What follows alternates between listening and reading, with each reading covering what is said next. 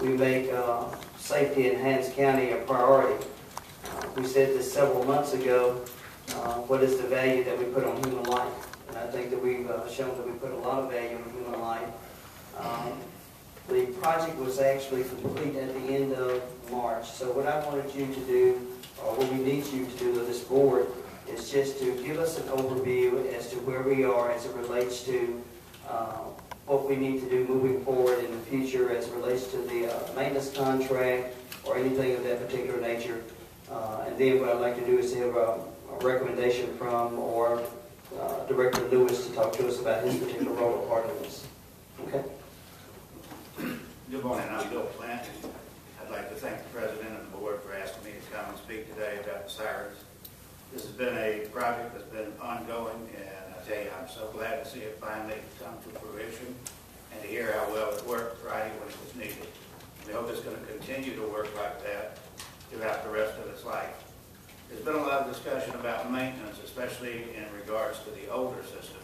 And the older system really required maintenance. When we started this project at one point, there were only 14 working sirens in Hinds County. In discussing with Larry Fisher what the status of these sirens were because of their age, many of them were 40, 50 years old, he explained that up until a preceding time, he did all the maintenance by himself on the sirens. He then had an accident falling off of the ladder and was unable to maintain them anymore. Once he stopped maintaining them, they went downhill rapidly.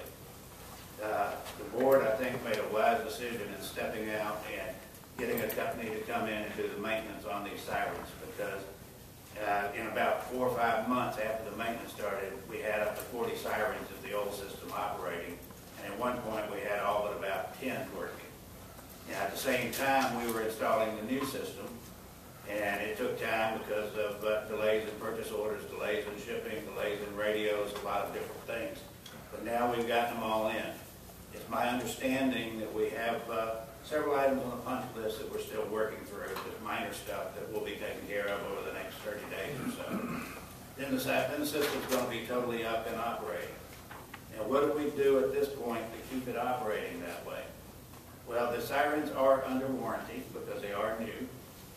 And the electronic sirens have a 2-year parts and labor warranty.